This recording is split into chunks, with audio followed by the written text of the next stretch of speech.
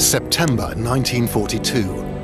A German climbing team battles its way to the summit of the highest mountain in Europe. It's a hand-picked team of Nazi Germany's elite mountain troops. They raise the Nazi war flag on the summit of Mount Elbrus in the Caucasus Mountains, deep inside the Soviet Union. It's a decisive moment in the war. I think people really did think that the Germans had everyone on the run in the autumn of 1942. If you look at the huge strides they make in the Caucasus and down into that part of the southern USSR, it looks like it's completely one-way traffic, absolutely. This is the peak of Nazi Germany's power. It controls huge territory and enormous resources. You've got to be aware of the extent of the German Reich by early 1942. It really stretched from Archangel in the north down to the Caucasus in the south. That is a huge landmass that they dominated. But Hitler wants much more. He believes the German people must dominate the globe. No matter how much territory or how many prisoners his army sees, he is never satisfied. The Nazi view of war was that it was essential for the health of the race, of the German race, that they kept on fighting, that they never stopped. It was war without limit and war without end. A nation without war was a feeble, weak nation. Hitler's global war demands an ocean of oil for his enormous numbers of tanks, planes and ships. Just a few hundred kilometers beyond Mount Elbrus lie the vast oil fields of the Caucasus, which he must capture to defeat the Soviet Union and fuel further conquests. But Hitler must move fast. Despite Nazi propaganda, German industry is crippled by shortages of every kind, from steel to rubber. If Hitler can't capture everything that he needs for his war machine, his plans for world domination will fail.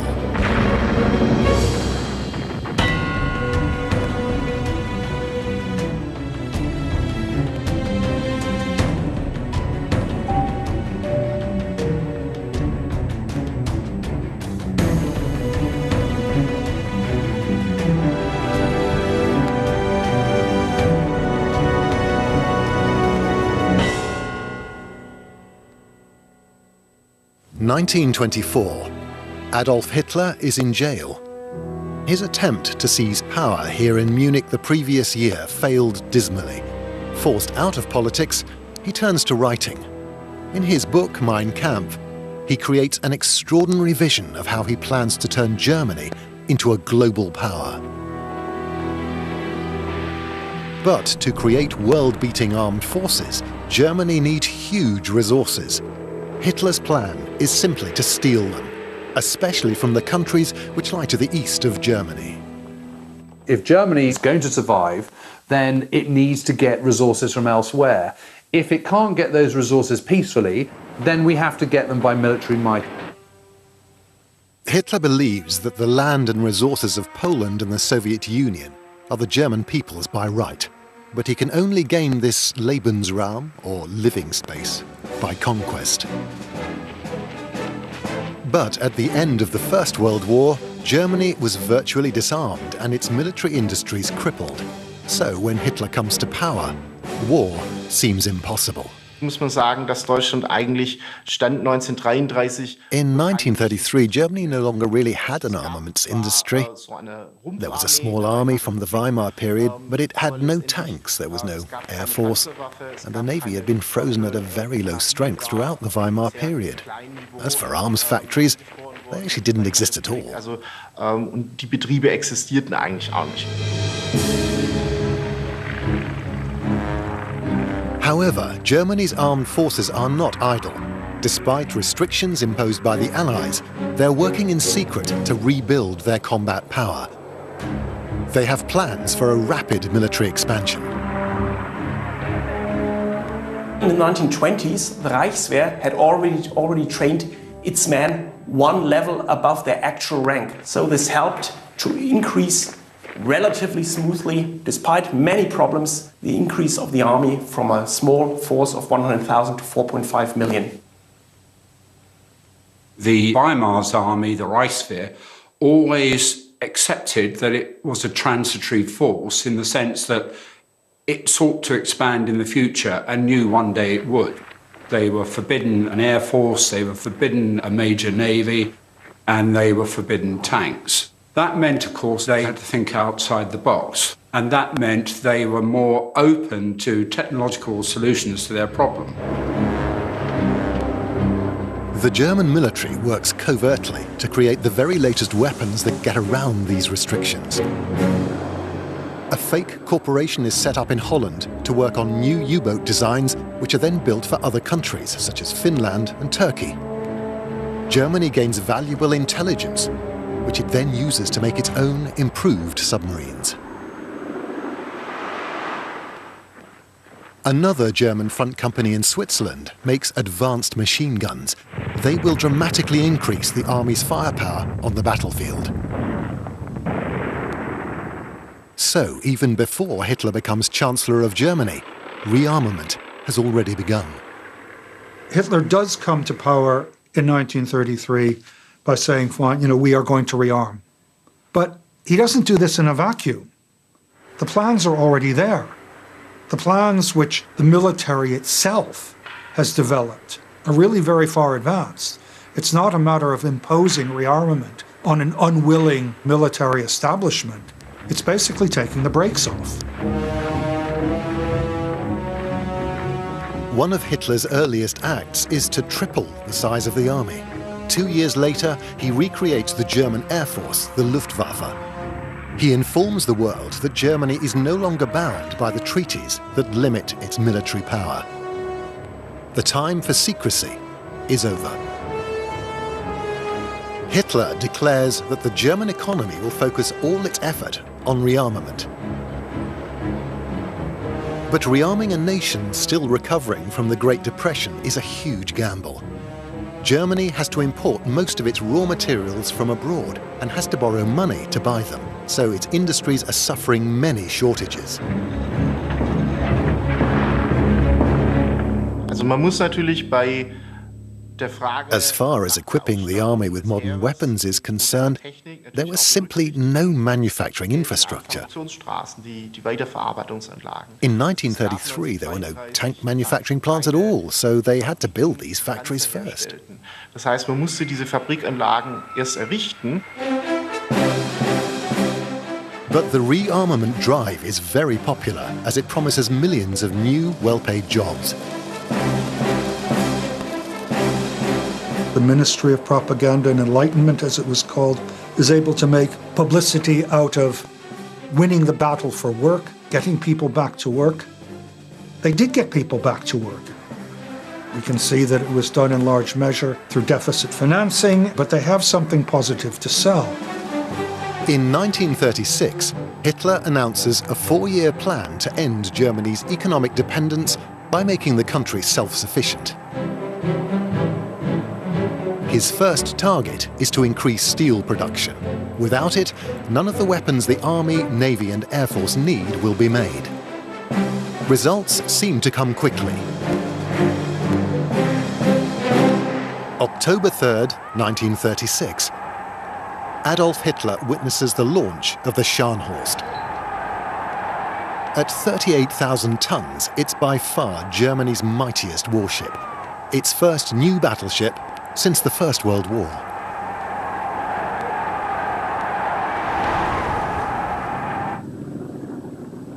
From Hitler's point of view, it's all about size, it's all about scale. Where's the fun in smashing a champagne bottle against the hull of a U-boat? Massive, great battleship bristling with huge guns.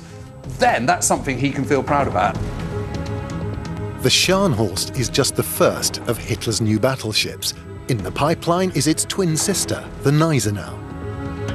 Later, 2 even bigger battleships are launched, the Bismarck and the Tirpitz. At 50,000 tons each, they are among the largest battleships in the world. Hitler wants a navy that can challenge Britain's control of the seas. He is determined to avoid what happened during the First World War, when a naval blockade closed Germany's ports, starving it into submission. But there's a fatal flaw. Germany simply does not have enough resources to build a fleet anywhere near the size of its enemies. The master plan to create a huge surface fleet is one of the most insane decisions that the Nazis ever make. I mean, it makes no sense on any level whatsoever. What they have is a very, very small navy. They have very, very low resource capacity. They have huge demands for iron ore and steel and so on, which they are using to build up their aircraft, the Luftwaffe, to build tanks, guns, and all the other stuff to have a large army.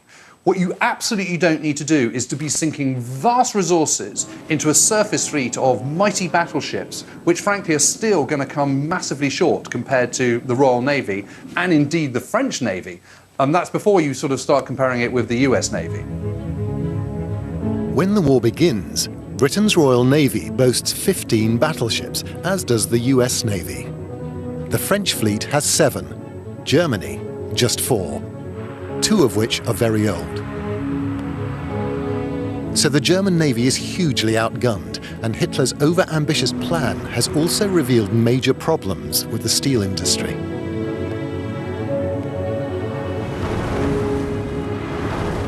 There was a real shortfall, particularly from 1936, in smelting capacity.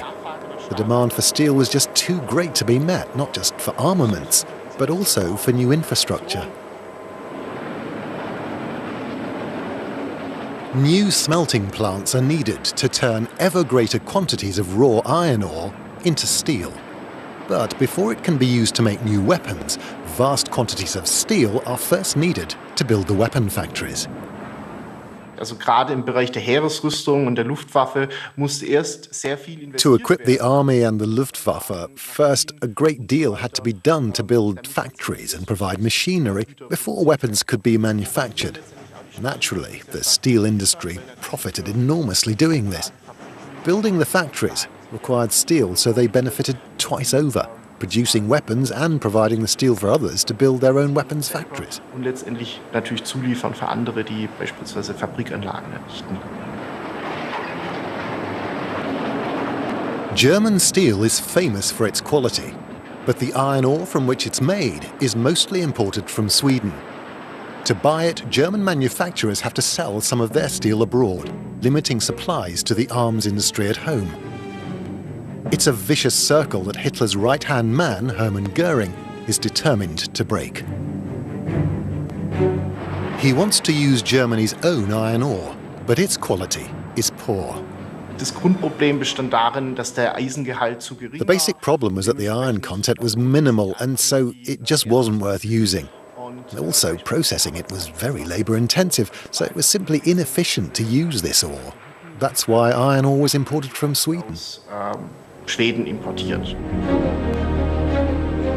Göring threatens the steel bosses with punishment for industrial sabotage if they don't use German iron ore, despite its low quality.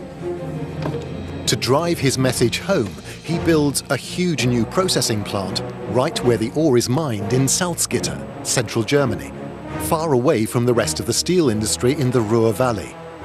The Reichswerk Hermann Göring will grow into the largest company in the world, a vast state-controlled steel conglomerate with 500,000 workers. Industry is being challenged by the Third Reich. You don't want to do what we want you to do, we will set up a company in opposition to you, in competition with you. Das war natürlich nicht im Interesse der Privatindustrie. That obviously was not in the interests of private industry, because it meant that the state had become a competitor. Privately owned firms obstructed this as much as they could, but in the end, the state forced it through and ended up controlling production. Letztendlich betrieben. But despite Göring's success, Nazi Germany never has enough steel for all its needs. It has to be rationed. Man hat versucht letztendlich den Mangel dadurch zu lösen, dass man Eisen und Stahl. They tried to cope with the shortage of iron and steel by allocating it to the most strategically important sectors, to building armaments factories or to production related to self-sufficiency, such as synthetic oil. Wie synthetische Mineralölerzeugung.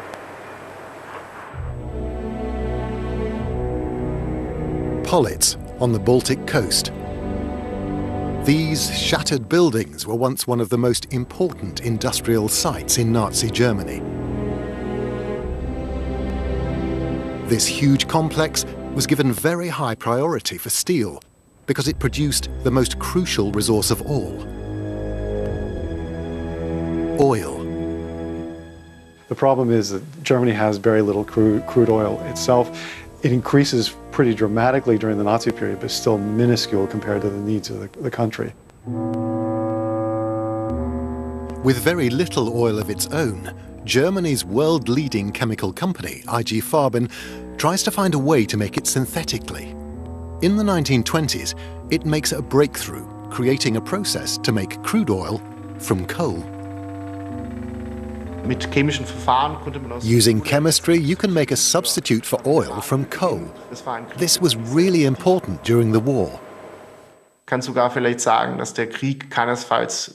The war would never have lasted until 1945 if the Nazi state hadn't been able to create fuel substitutes because it had hardly any natural oil supplies. Kaum Erdölvorkommen hatte.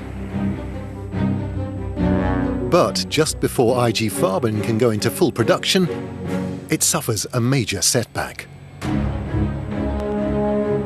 The first commercial synthetic fuel plant in the world opened in 1927. And that's exactly the time when huge discoveries were made in Texas and Oklahoma. What happens then, because of the discovery of oil, because of the Depression, the price of oil collapsed. And therefore, it was completely uneconomic for IG Farben to produce these synthetics. But when Hitler comes to power, he makes IG Farben an extraordinary offer. He guarantees to pay the full market price for every drop of synthetic fuel oil it can make. For the Nazis, these subsidies are worth it, if they make Germany self-sufficient. The country's shortage of oil will be supplied from its abundant reserves of coal. 12 synthetic refineries are built. IG Farben chemists also develop another vital resource for German rearmament: an artificial rubber called Buna, also made from coal. It is needed for thousands of aircraft and truck tires, as well as millions of gas masks. It's also used in tank gun sights and watertight seals on U-boat hatches. German scientific skill is making Hitler's military build-up possible. I think they're absolutely essential for his ability to actually take the war beyond German borders. It was essential to have synthetic fuel. It was essential to have synthetic rubber. It's using the one thing that Germany has in abundance, which is coal, and ingenuity, which it has in abundance in that particular industry. There's no shortage of scientific brilliance, but German industry does lack coordination and planning. The Nazis' favorite industrialists get the best contracts, but they often waste money on pet projects. The whole structure of the Nazi state is one of private enterprise, infighting, divide and rule policy. Does not encourage mass production. So there's a lack of mass production, over-engineering, and a lack of focus on what was really required. Also man muss berücksichtigen, die Wirtschaft des Dritten Reichs war keine Planwirtschaft. It's important to realize that the economy of the Third Reich wasn't state-controlled like it was in the Soviet Union. In other words, private firms continued to own their own factories. The owners also ran their factories, and their goal was to increase profits. Naturally, that also meant their main motivation was not to produce as many weapons as possible, but quite simply, how can I maximize my profits? For me, the absolute classic example of misuse of resources is the Humboldt gas mask case. It's so iconic. It's when you look at German troops, whether it be in a commando comic, whether it be in a film, whether it be in black and white photographs, what you see is that cylinder stuck on their backside. It's grooved, it's got a little hinge on it, it's got a gossamer wire and a little case for extra lenses in it. It's totally over-engineered, it's completely pointless. What's wrong with a canvas sack? It's not just steel that gets wasted like this. Water canteens issued to millions of German soldiers are made from aluminium, even though it all has to be imported. And aluminium is desperately needed to make aircraft.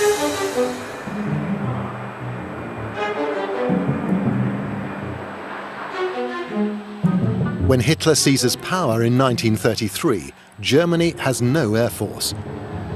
The aircraft industry employs fewer than 4,000 workers who make fewer than 400 aircraft that year, all civilian. To have any chance in a future war, Germany needs to rebuild its air force, and fast. For this vital task, Hitler once again turns to his most senior minister, Hermann Göring. In April 1933, the former First World War fighter ace is put in charge of the new Air Ministry. He oversees massive state investment, turning the aircraft industry into the most important sector of German rearmament. But almost everything has to be created from the ground up. New housing has to be built for the workforce, which grows dramatically to 60,000 in just 2 years. But for German bosses, all this effort is offset by the prospect of huge profits. The way the economy worked in Nazi Germany it was a capitalist economy with free enterprise, as it were. It wasn't like Soviet Russia, where everything's nationalized, but it was directed and controlled, increasingly so, by the Nazi government for political reasons, and then pushing military production. The German aircraft industry, of course, was highly developed, but the problem was it wasn't centralized. It dissipated its energies across all kinds of different models, different parts. It was enormously complicated. German industry in the 1930s, in many ways, is far behind the US in terms of mass production. The introduction of mass production is very limited in the way we understand it. The automobile industry is mostly craft-based. In Germany at that time, a whole range of different other industries were mostly craft-based. Hier muss natürlich auch berücksichtigt werden, zum Beispiel die Rüstungsindustrie. Man hatte sicher The arms industry is just the same. Compared with the United States, it was certainly still using outdated production methods. In the USA, Henry Ford-style assembly line production had been strongly developed by the 1920s. This kind of mass production was still rare in Germany. Teilweise war letztendlich auch der Anspruch, dass man eher sehr hochwertig. Partially, this was because it was claimed German industry was creating better quality goods, but ultimately, productivity was being neglected. So although it can be said that the armaments industry in Germany had relatively high quality standards, it was not able to produce weapons in large quantities. This was true in the 1930s and, to a large extent, also during the war. Despite these limitations, by 1936, some of Nazi Germany's most iconic aircraft have been designed and built. The Bf 109 fighter, the fast twin-engine Heinkel 111 bomber, and the fearsome Stuka dive bomber.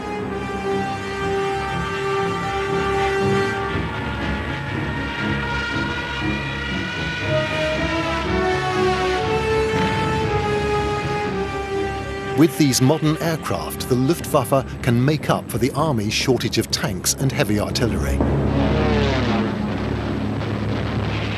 The Luftwaffe is a tactical air force, i.e. in support of the ground troops. That's what it's organically risen up to do, and that's because it's all about the ground forces. The Luftwaffe provided a shield for the ground forces so that the armored forces and the infantry could maneuver freely. It was also used as a fist. So like a flying artillery, the Luftwaffe could support ground troops at crucial points and bring the decision. German airplanes were good, but there weren't enough of them, and there were too many different types, and so therefore it was difficult to replace them. To boost aircraft production, Göring entrusts one of the most important jobs in the Luftwaffe not to an expert, but to an old friend and fellow veteran, Ernst Udet. In those early years of the war, the chief of procurement is a chap called Ernst Udet, who is a wonderful fellow and a brilliant barnstormer and a fantastic First World War fighter race, and by all accounts a jolly good bloke and a great cartoonist, but is all at sea in the Machiavellian world of Nazi politics. He's just completely out of his depth, and that just leads to yet more inefficiency. Udet is convinced that dive bombers are what the Luftwaffe needs more than any other aircraft. He personally intervenes to ensure that the Stuka goes into production, but he fails to realize that aircraft technology is changing rapidly. On August 27, 1939, aviation history is made when the world's first jet aircraft, the Heinkel 178, takes off. Udet gets to see this revolutionary plane for himself at a later demonstration arranged for senior Luftwaffe officials. But he's not impressed. He rejects it in favor of more conventional aircraft. If the Nazis had produced a jet fighter early in the war, it could have given them an unassailable lead in this new technology. It's a vital opportunity missed. But Germany struggles to make enough of any kind of aircraft because of its chronic shortage of crucial metals, such as aluminium. Other examples include copper, nickel, and other vital metals. The country was dependent on imports. Within Germany itself, there were very few deposits. For example, the country's copper deposits were very, very poor. From an economic point of view, it was not a good idea to exploit them. But they did it anyway, to enable at least some local copper production. But this required more and more labour and was relatively unproductive. But Hitler gets an extraordinary stroke of luck when the Spanish Civil War breaks out in 1936. Hitler joins in enthusiastically, claiming he just wants to help General Franco, a fellow fascist, protect Europe against communism. Between 1936 and 1939, the Germans deployed the Legion Condor to the Spanish Civil War. There, they gained experience in modern warfare, particularly with regards to close air support and to armored warfare. And the German army was quick to disseminate this experience, so it became more or less common knowledge within the German armed forces. However, Hitler is not crushing Franco's enemies for free. Germany is paid with huge supplies of iron ore, copper, and other vital metals. To use this windfall, in 1936, Hitler sends troops to reoccupy the Rhineland, home of much of Germany's steel production. It's a flagrant breach of the Versailles Treaty, but Hitler gets away with it.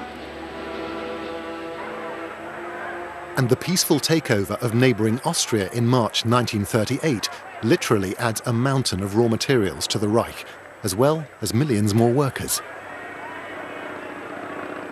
Die Annexion Österreichs hatte für die Stahlindustrie insofern Bedeutung, dass The annexation of Austria was particularly important for the steel industry, as Austria had substantial deposits of high-grade iron ore. There was even an Iron Mountain, so called because it contained so much high-grade ore. man zum einen Zugriff auf dieses Erzvorkommen hatte. As well as seizing this, they also took over all the steel production of Austria, which included a whole range of companies which produced and processed steel. Die eben Stahl erzeugt und verarbeitet. Czechoslovakia is Hitler's next target. First, he absorbs the ethnic German region, the Sudetenland. Then he seizes the rest of the country by force in March 1939. The extra manpower is welcome, but that's not all he's after. Well, the interesting thing about Czechoslovakia is that actually it's quite advanced militarily by the standards of the day. And particularly in that northern stretch, the Sudetenland, the German-speaking parts, are the Skoda works. The Skoda works are already producing a vast number of tanks, and pretty good tanks. I mean, they have a reputation as being armaments manufacturers. Absorbing these countries doesn't just deliver new military hardware. Germany also loots their central banks for vital foreign currency. The Germans faced in the mid and late 1930s considerable problems of insufficient foreign exchange, which they're able to solve by taking over the foreign exchange of Austria and then of Czechoslovakia. So that's the way that the problems of limited resources get solved. This asset stripping goes a long way to easing Germany's chronic shortage of resources, but it's still not enough to create armed forces large enough for Hitler's dream of world domination. The amount of resource that Germany had at its disposal, they were certainly able to provide a substantial amount of armament, not to fight the entire world, but certainly, as it turned out, to conquer much of Europe. And also at each stage when they succeed in taking over other territories, they were able to take over resources. Hitler has long argued that the land and resources of the Soviet Union are Germany's by right, but he's not yet ready to fight for them. Instead, Hitler astonishes the world by agreeing a peace pact with the Soviets. In secret, the two countries also agree to divide up Poland and the Baltic states when Germany invades, and the pact also gives Germany vital economic security. The agreement with the Soviet Union is not just something that is short-term in terms of allowing the conquest of Poland. It's also a way of guaranteeing supplies and not having a second front in a war of attrition that Germany doesn't think it can win. In return for technology advice, trainloads of oil, metals, and enormous amounts of grain begin to flood into Germany from the Soviet Union. Hitler has now achieved as much as he can through diplomacy, and the German economy is reaching a critical point. It can't just keep on making weapons forever. There's no question that the economy ramps up very rapidly into the late 30s, but there are severe problems there, and everyone recognizes that would only be, it was only a preparation for going to war to get resources somewhere else to feed that economy. So it was approaching its limits, really, mainly in terms of raw materials.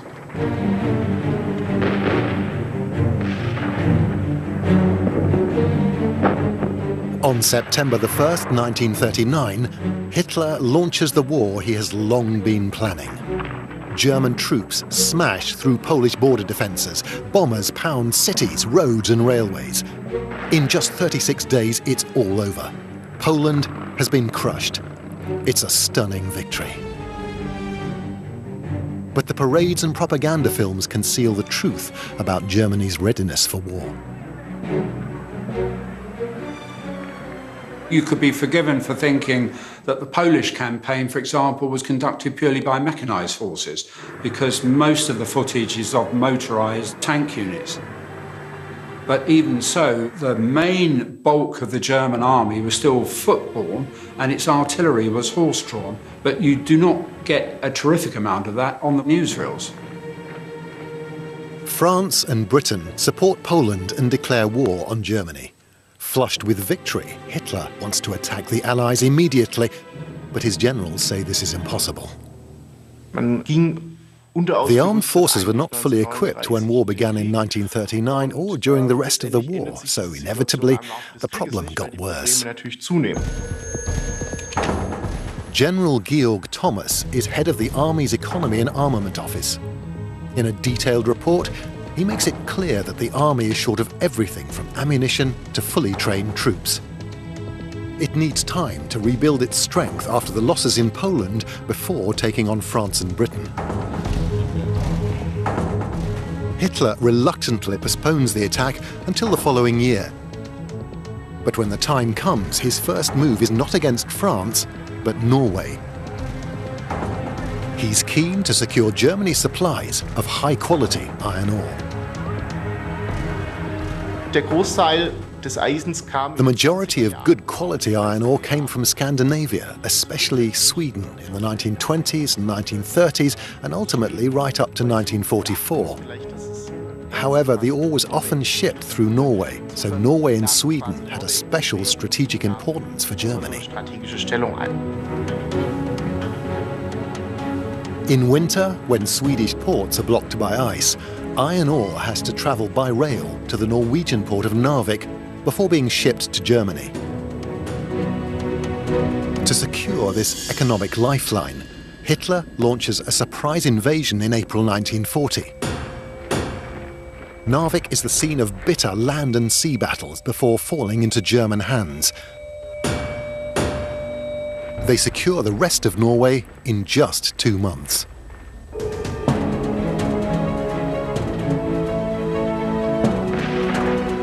The invasion of Western Europe is just as rapid. German panzer divisions smash through the defences of France and the Low Countries.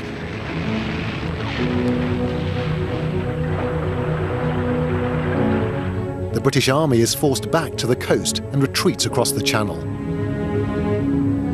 In 6 weeks, France surrenders. It's a lightning victory. But once again, the propaganda images of German mechanized might represent just a fraction of Hitler's armies. The truth of the matter is, the spearhead of the Blitzkrieg, particularly when you're looking at the fall of the West, France and the Low Countries in 1940, only 16 of the 135 divisions they use are mechanized, of which only 10 are panzer divisions. So that gives you an indication of just how under-mechanized they are. And much of this military equipment is not German-made, but looted during Hitler's earlier land grabs. The invasion of France was successful not least because the Germans had access to a lot of military kit that they were able to take from Czechoslovakia, which they took over in 1939. Speed and brilliant tactics allow German forces to defeat its much more powerful opponents. This is the kind of war its armed forces are designed for. They can defeat their enemies before they can bring their much greater military resources onto the battlefield.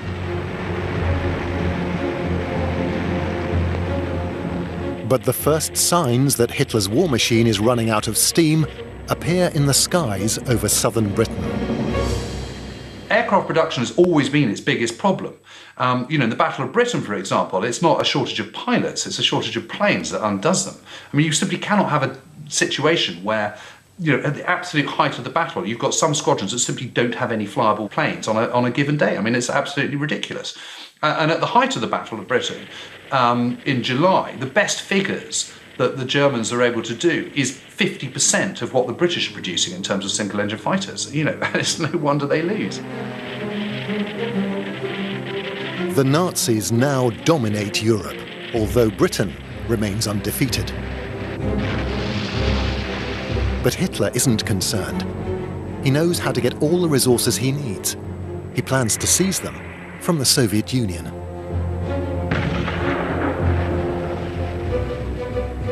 Clearly, the desire for more control of raw materials, oil as well as other things, is driving a lot of the military policy and the decision eventually in 1941 to go to war against the Soviet Union. Everyone knows invading Russia is an enormous risk, but the generals who were so doubtful about Germany taking on Britain and France are now all in favor of continuing the war. Hitler's victory parade after the fall of France made a big impression on both them and German society. So maybe this man is unusual, maybe this man is different. And so with Barbarossa, they go in with the benefit of the doubt. Hitler had made it work so far, why shouldn't it happen again?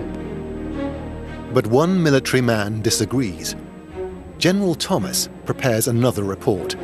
It reveals that the army only has enough fuel for 2 months of campaigning and that its artificial rubber tires will not survive Russia's harsh conditions.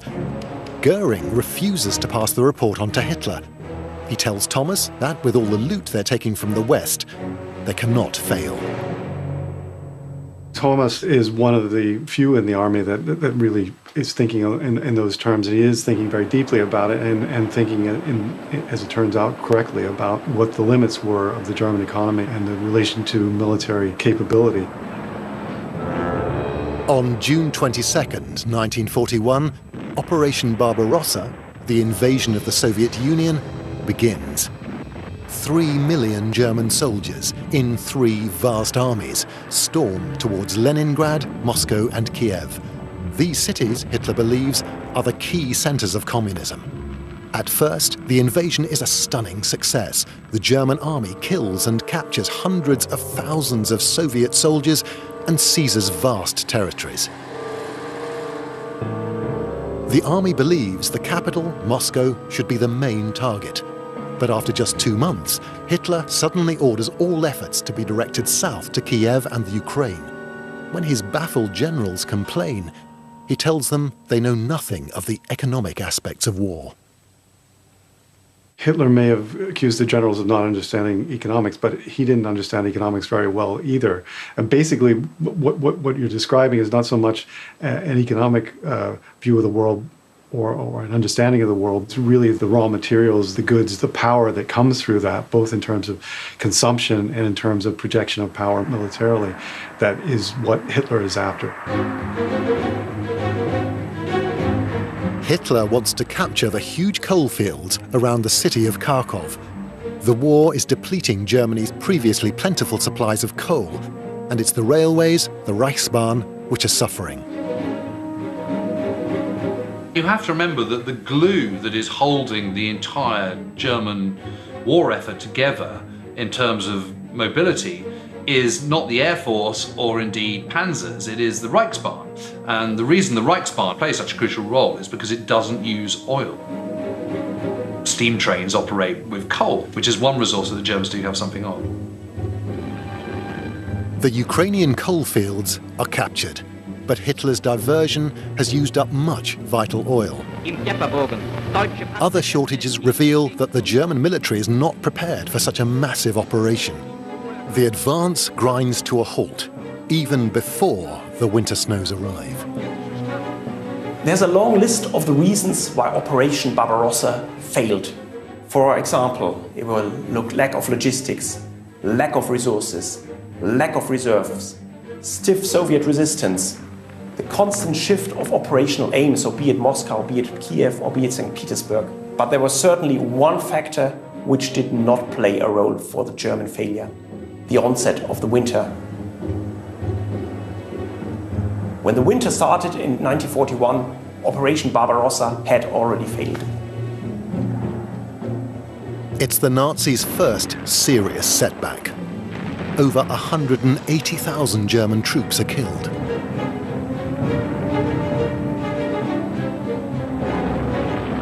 The Luftwaffe also suffers heavy losses in both pilots and aircraft, which it's struggling to replace.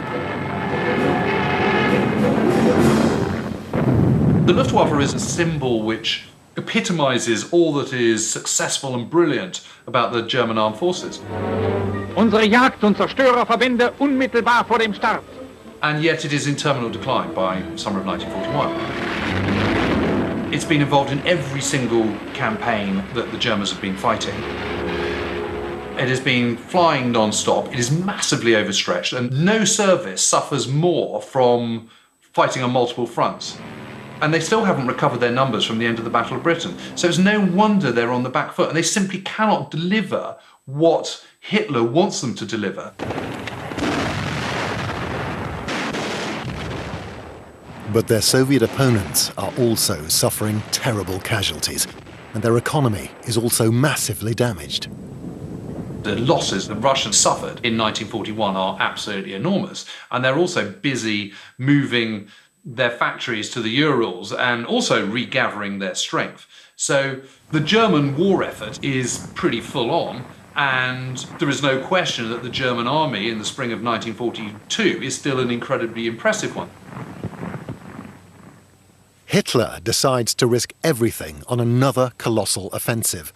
This time, he aims for the Soviet oil fields of the Caucasus in a final attempt to grasp the resources he still desperately needs. It was a very important objective, and it clearly was an indication that the synthetic industry is not able to supply everything that Germany needs. Germany's synthetic fuel plants have been at maximum capacity since the beginning of the war, but they can only supply a quarter of the country's total consumption. The Allies have far more oil, than the Nazis. To put this in some perspective, the most the Germans ever use in terms of fuel is 5.5 million gallons in 1944. Now, British domestic use alone is 22 million gallons in 1944. That's not including Britain's war effort usage. So that puts it in some kind of, so basically Britain domestically alone is using 4 times more oil than Germany is for its entirety in 1 year. Capturing the extraordinarily productive oil fields around Baku in the southern Caucasus would make a huge difference to Germany. They supply 85% of the Soviet Union's oil. In great secrecy, tank divisions are sent south to provide the armoured fist for the attack. Its code name is Fall Blau, Case Blue. The operation begins on June 28, 1942. Stalin is so convinced that the next German attack will be against Moscow, the Red Army is taken completely by surprise. The first few weeks of the offensive go well. 1 million German soldiers, 2,000 tanks and 1,600 aircraft advance as Soviet forces fall back. But then Hitler makes a disastrous decision. There is no doubt that the move to the south to secure the oil supplies in the Caucasus was the correct move.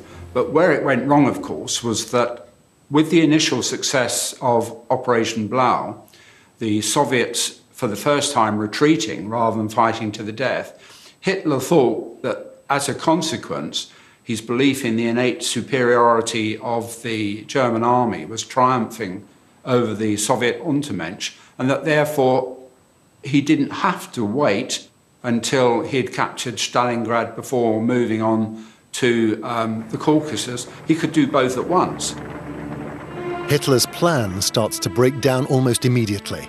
The Germans simply don't have enough fuel to keep their enormous forces moving. The Luftwaffe has to fly in supplies to stranded tank columns.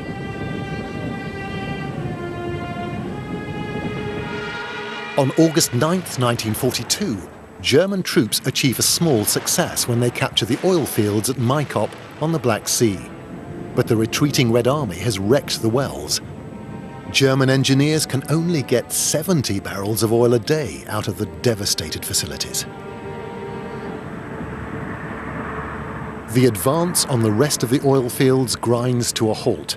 By October, even Hitler accepts they are out of reach. The Nazis' final resource raid has failed, but it probably never could have succeeded. The operation in the Caucasus in the summer of 1942 is a fool's errand, because what are they going to do even if they do get to Baku and the oil fields of Azerbaijan? How are the Germans actually then going to transport that oil once they get it and refine it and all the rest of it? Well, the way oil moves around the world in 1942, and in fact still does to this day largely, is by ship. Well, the Germans don't have any shipping, and even if they did, they wouldn't be able to move it because they wouldn't be able to get through the Mediterranean and past Britain all the way around to the Baltic and the North Sea to get to their ports. The only way that's going to move is by the railways, which are already completely overstretched and over capacity. So the idea that this is going to be their salvation is just never going to happen.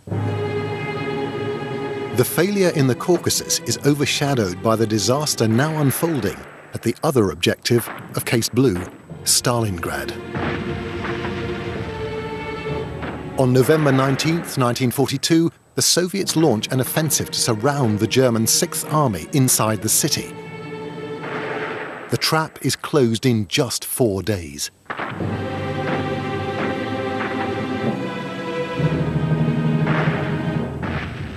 Attempts to relieve the Sixth Army fail. The demoralized and starving Germans make no attempt to break out. After a 2-month siege, the last of the defenders surrender. I think after losing the Sixth Army at Stalingrad, most rational Germans recognised the chances of winning the war outright were now ended. This was not going to happen. Many people believe that the German defeat at Stalingrad is what ended Hitler's dreams of world domination. But his failure to capture the oil fields south of the city was an even more serious blow. Yet even if he succeeded, Hitler's belief that Germany could loot its way to victory by seizing the resources it lacked was fatally flawed.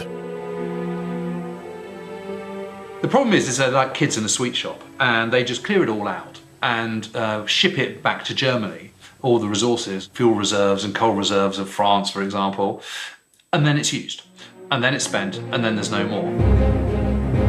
The lure of more and more resources draws Hitler into invading ever greater territory, making more and more enemies. It's a recipe for eternal war, a war Germany cannot possibly win. But that's not how Hitler sees it. For Hitler, the world is a black and white place with no grey area whatsoever. It's the 1,000-year Reich or it's Armageddon, and we're all in it together. And either the German people are man enough to be able to take on their enemies and win, or they're all going down, in which case they deserve what they get. That is his worldview. That's how he sees it. The Nazi view of war was that it was essential for the health of the race, of the German race, that they kept on fighting, that they never stopped. It was war without limit and war without end.